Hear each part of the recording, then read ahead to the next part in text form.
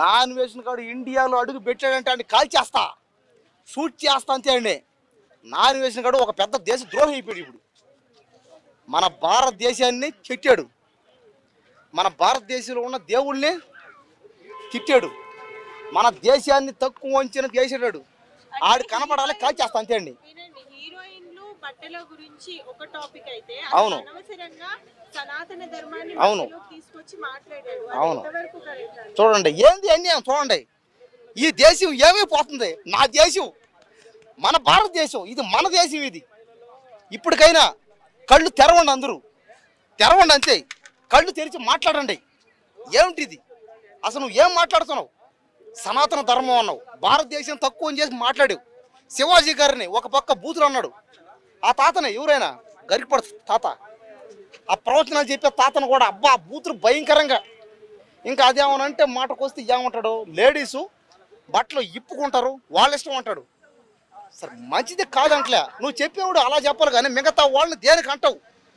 మిగతా వాళ్ళని తిట్టి హక్కు నీకు ఎవరు ఇచ్చారు? ఇంకా అదేమనంటే పక్క దేశంలో దాముకుంటా అంటావు, ఈ భారతదేశానికి రాను అంటావు. ఏం పిక్కుండి అంటారు. కాబట్టి దయచేసి ఇప్పటికైనా జనాలందరూ మారండి. నా అన్వేషణ గాడికి ఫాలో చేయకండి. బట్టతలడు, దేశ దిమ్మరగాడు, గాలి గసాయిగాడు, పెళ్లి గోళ్ళే, పెళ్లి పెటాకులు ఏమీ లేవు. చూడండి ఇదే ఇచ్చేది. పెళ్లి చేసుకొని పిల్లలను కాను, అప్పుడు అర్థమవుతుంది నీకు ఆ బాధ.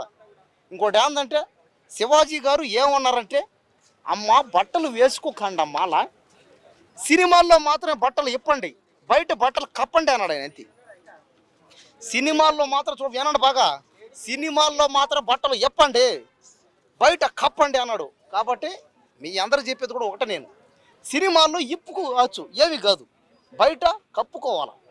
బయట లోకంలో సినిమాని ఫాలో అవుతా అంటే జరగదు. ఇక్కడ బయట లోకం ఇది.